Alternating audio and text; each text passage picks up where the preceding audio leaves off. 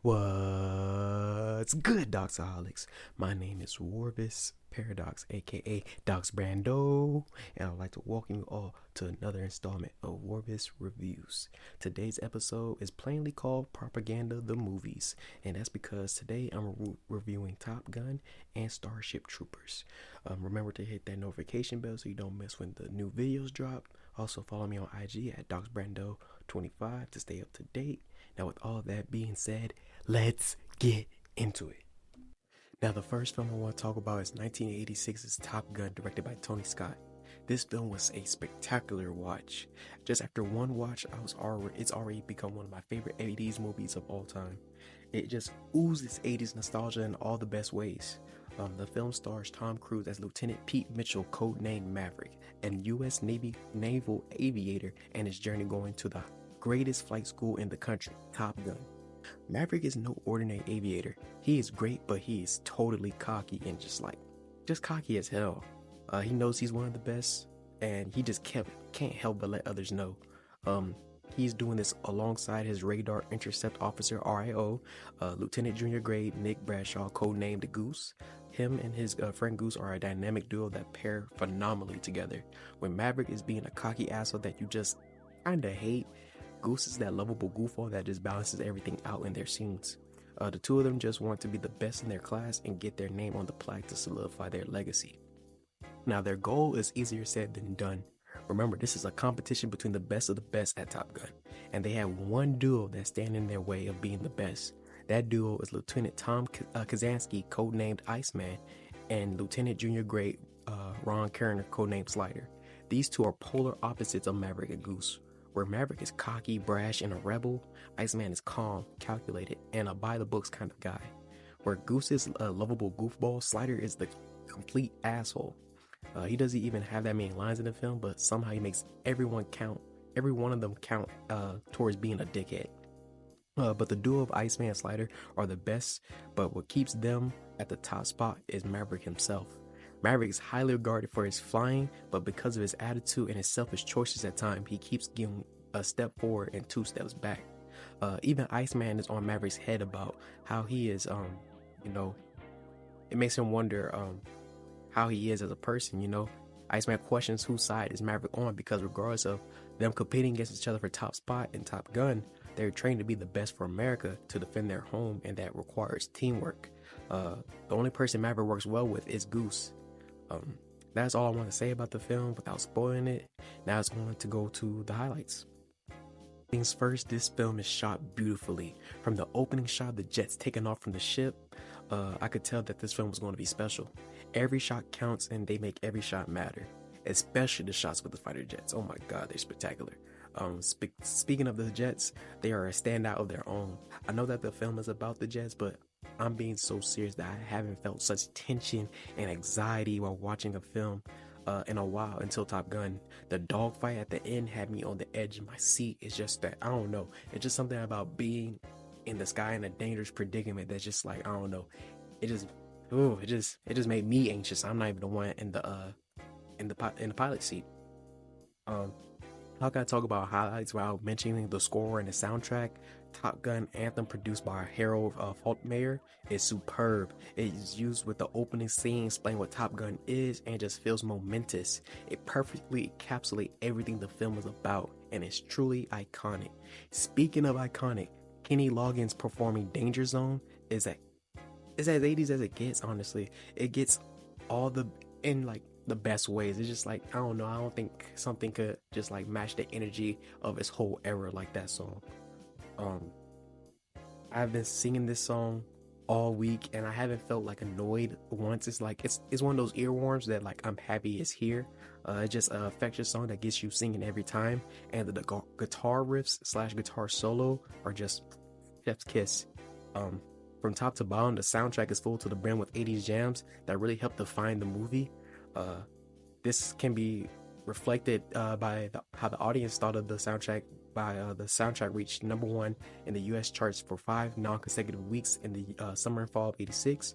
One of the songs from the soundtrack, Take My Breath Away by Berlin, went on to win an Oscar for Best Original Song and a Golden Globe for Best Original Song. The soundtrack also went 9 times platinum, making it just as successful as the film. Um, I must speak on the writing of the film next. For a film that is 2 hours, it never felt like a chore, in my opinion. I was locked in the whole time, and that was due to the writing as well as the performances by the cast. Speaking of the cast, I must wrap up the highlights by appalling their job well done. Starting with Tom Cruise as Maverick. I am truly impressed by how Tom mastered being a cocky prick, but also someone you want to root for at times. I don't think there was anyone else in '86 that could perform this role better. Val Kilmer as Iceman was perfect. Was a perfect foil for the character for Cruise. He fits the role being Maverick's rival like a glove, and what their relationship results in made me genuinely happy. Kelly McGillis as Charlie Blackwood did a great job as the love interest of Maverick. She was able to display annoyance of his attitude and also being genuinely intrigued by how his mind worked when he's in the air.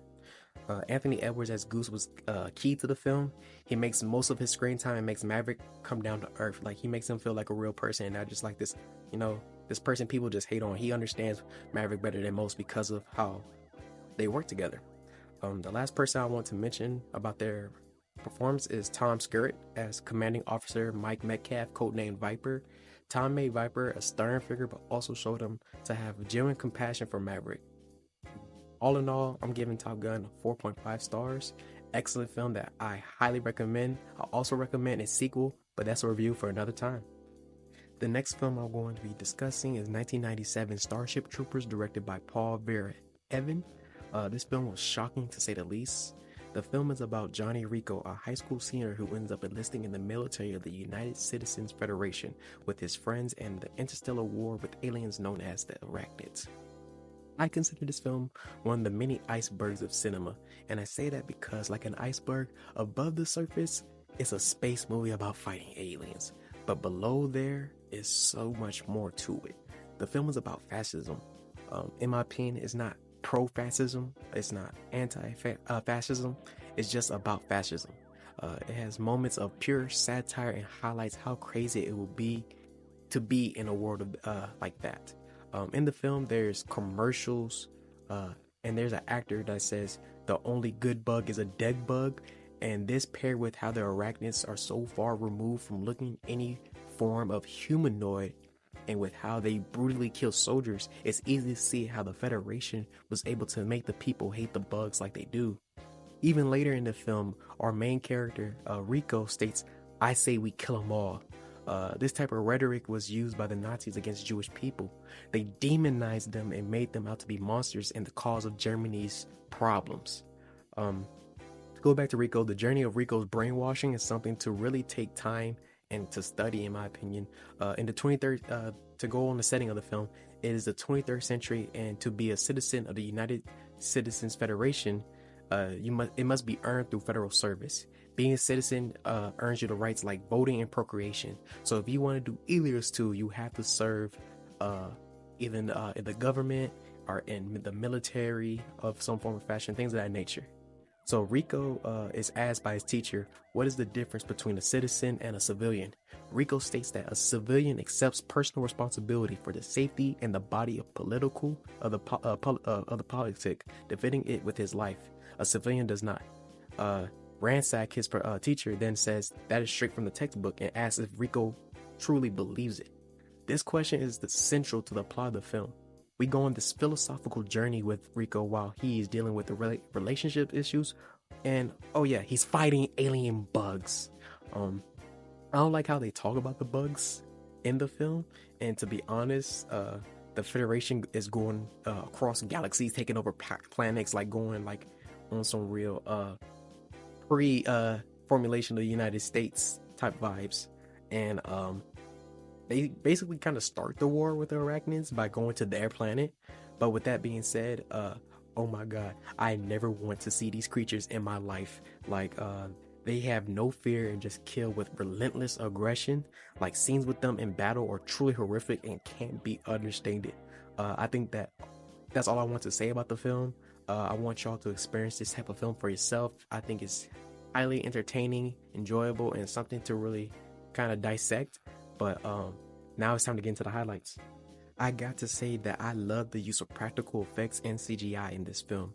The film was able to balance the greatness of both. I think the practical effects stand out just a bit more to me though.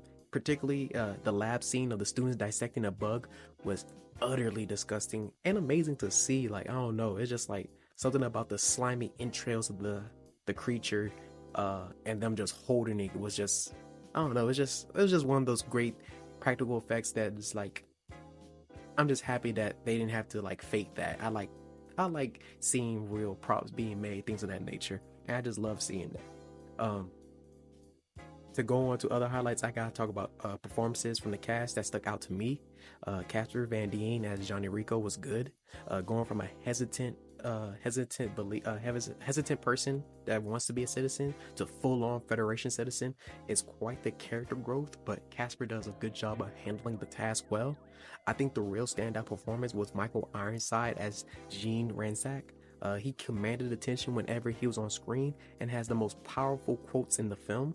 My favorite quote from his is when he tells Rico, figuring out things for yourself is the only freedom anyone has. Use that freedom. Make up your own mind. Even though Ransack is 100% in support of the Federation, meaning fascism, he still doesn't want Rico to choose half-heartedly. He wants to decide on his own without anyone else's input. I think the statement is truly profound and is well stated by Ironside. Quick side note, Michael Ironside is also in Top Gun. Kind of funny how that works out. Didn't even mean to do that, but it is what it is. Overall, I'm giving Starship Troopers a 4.5 stars. Definitely go watch this film for you can get your own thoughts and opinions. I decided to review these films because they both are propaganda films.